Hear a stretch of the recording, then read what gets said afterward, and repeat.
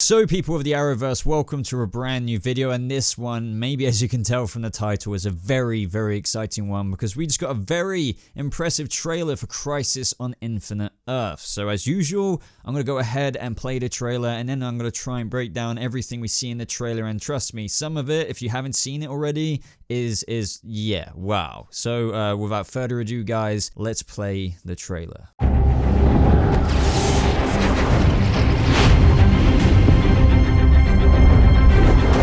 The multiverse. Every existence multiplied by possibility and spread out in infinite measure. Now there is a malevolent force at work, one driven by a singular goal, the destruction of all there is. There's a wave of antimatter sweeping across this universe, destroying everything in its path. I brought you all to Earth 38 because this is where the Monitor wants you to make your stand. Right, so we are going to need a bigger team. You want some help? The entire universe needs you. Across space and time exist 7 heroes who can save the multiverse. I'll find them. You are Clark Kent, right? Bruce? Kate.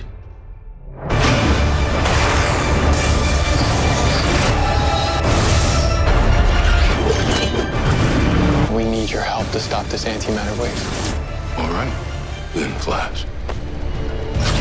Oliver! It is time! Has the planet been evacuated yet? Not entirely. Then it's not time! One thing is certain.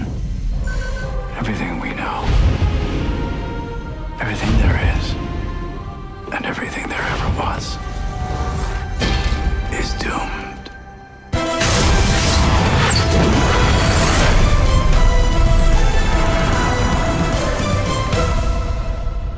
So wow, that was very impressive. Mark Guggenheim posted this on Twitter, and I believe this is his YouTube channel as well. I assume the CW YouTube channel's got to upload it very soon. If not, they probably already have. But that was a very impressive trailer showing some really, really exciting things that I'm really anticipating to see in Crisis on Infinite Earths, like that Kevin Conroy moment and a bunch of other moments in the trailer. But also, interestingly, no AntiMonitor yet. I find that very fascinating. And it's like, is this the last trailer? I mean, they've already brought out, and released a promotional image of the AntiMonitor, so why not just have one little scene on camera of him saying just one word or maybe just one sentence? That would have been really chilling. Maybe that's still going to happen, but then maybe yet again they're looking to save that for the actual crossover itself, because this seemed quite a jam-packed trailer showing and revealing quite a few things, including Tom Welling's Clark Kent actually in motion, even though as brief as it was. So let's get into the trailer, guys, break down my thoughts on all of it, but before we do, make sure you leave a like on this video if you're excited for Crisis and you're enjoying the content on the channel, and of course subscribe so you never miss out on a future video, especially when the crossover is coming in literally only a few days time. So the beginning of the trailer opened up with that line, or should I say monologue, from the Monitor talking about the multiverse and how it's at risk with the destruction of all that is. And we even get a little cool look at the multiverse here as well, where like all these kind of holographic-y kind of Earths all kind of interconnected, with each kind of decision or kind of thing splintering and splitting them off, yet kind of keeping them connected. I don't know. I just really appreciate this little look at all of these Earths here. I mean, we've seen it in different kind of ways as well, but this one seems to be a lot more of like, I don't know, physical representation of the map of the multiverse of what John Wesley Shipp's Jay Garrick showed Barry Allen earlier on this season on The Flash. But another thing to note here as well, instantly in the trailer, is that we see this scene of Oliver seemingly saying goodbye to Mia. Now, I'm not exactly sure how this like Lianyu aspect will fit in, as we see Oliver kind of going ham, battling in Crisis later on in the trailer, with the Monitor saying that it is time. But to me, this does look like a goodbye moment from Oliver to Mia. I mean, it just looks like, he's really emotional, really upset. We see him hugging her, and it looks like a separation scene. So I'd love to hear your thoughts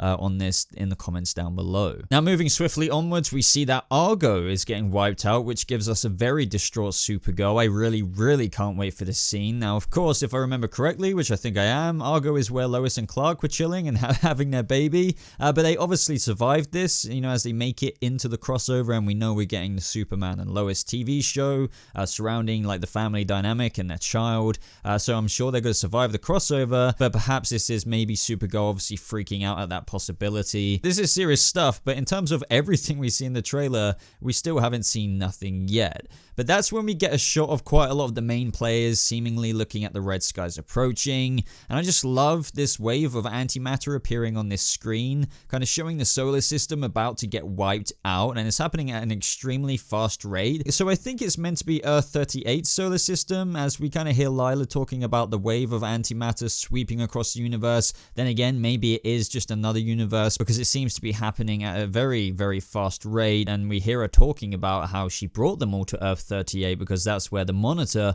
wants the band of heroes to make their final stand. But yet again, it's kind of important to realize when watching trailers like this that despite some scenes looking like they're, you know, chronologically connecting, quite often, you know, it's kind of out of context. So even though it seems that way, it could be kind of two completely different parts of the crossover. But either way, still very exciting to be teased. Now, of course, Oliver isn't wrong in the slightest when he says they're going to need a bigger team when they're sat in the DEO, and you know, that's when we see the Flash burst in with the Speed Force besides Superman and Supergirl.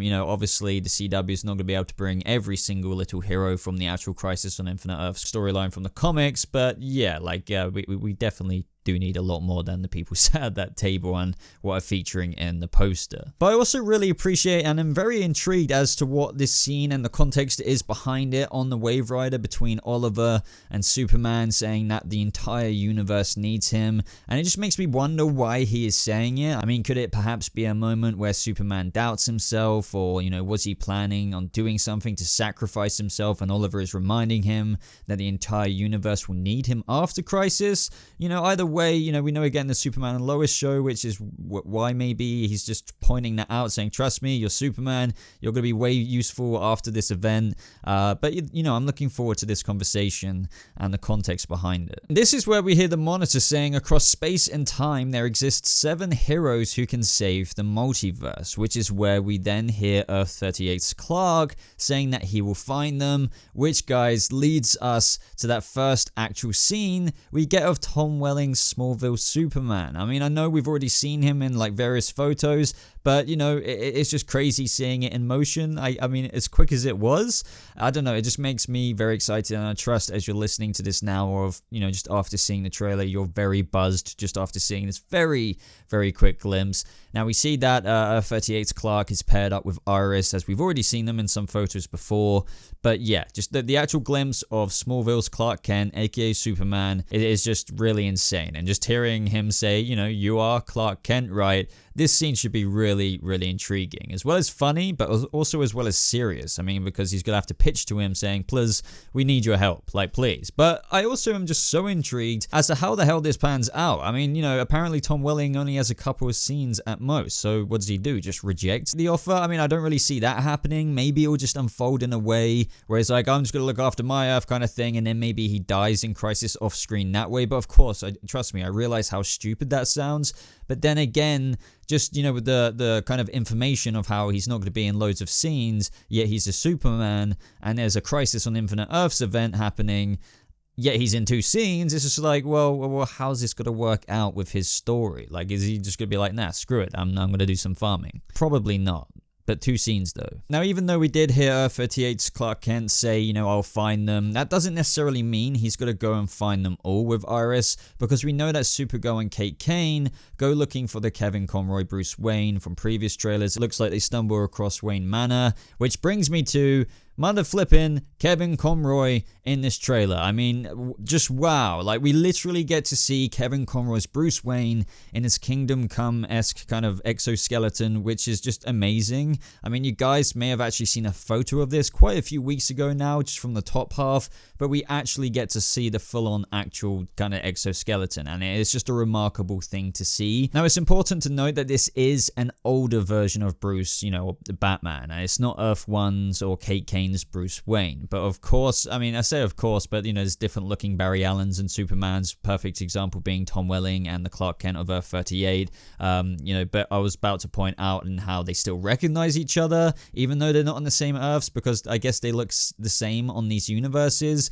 But yeah, like this is going to transition to a Batcave scene, as well as where we see like this dusty, cobwebbed up Batsuit. So yeah, this is definitely one of my most anticipated scenes, and I just can't wait to see it. I think Bruce, despite not being her Bruce, is going to offer like wisdom, advice for her. It's not his Kate Kane, but he's going to be proud that she took on the mantle, and I just think there's going to be loads and loads of possibilities, lots of insight. Now this next shot is extremely quick, but we get a glimpse at these two flying things, you know, above the heads of our heroes, where we can see Mia, Batwoman, the Atom, and I believe Oliver. Now I'm thinking, I could be wrong, but I'm thinking this is our first glimpse at the Shadow Demons, but we're going to ultimately have to wait and see. But you can definitely make out some claws there and some other things which just make them look pretty nasty, and they kind of fit a little bit of the description. I mean, it's a little bit different at the same time, but you would have to think these are the Shadow Demons. But you know, we're going to have to wait and see. Now this is where we get some reused footage from previous episodes across the multiple seasons, and we had that earlier on in the trailer. But we do get to see Ray Palmer here looking as though he's getting breached away. I mean, to me that looks definitely like a breach portal, but it also looks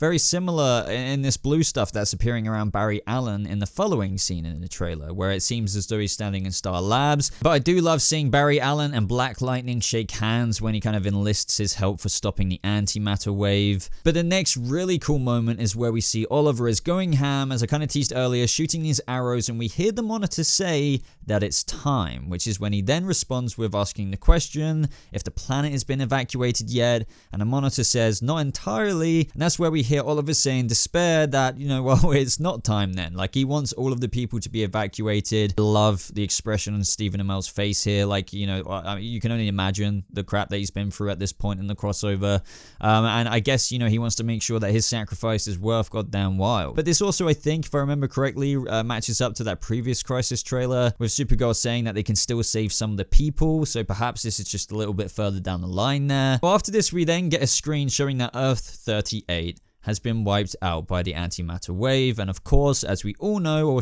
all should know, that is Supergirl's Earth, and that is where we hear Pariah saying that everything we know, everything there is, and everything there ever was is doomed. And even the monitor in this scene looks a bit afraid, which, you know, kind of makes me laugh a bit. I think he's actually thinking, well, holy crap, yeah, this is getting real. At the same time as all of this, we get some accompanying clips of defeated heroes, such as some broken Clark Kent glasses with blood on them. Now, I'm not sure which Clark this is, but as I keep saying, we know we're getting that Superman and Lois show, so is it Earth 38? So, I mean, we're gonna have to wait and see. But then we see Barry seemingly pass out with the Earth 90s Flash trying to help him out, and in a very similar scene to the one we were literally just speaking about when the monitor says to Oliver that it's time, we see Oliver's bow drop and hit the floor. So, you know, I wonder what he's witnessing there. I wonder if he's been injured in this, like, kind of shot that we can't quite make out because this is obviously lower down. But perhaps he's looking at something in absolute awe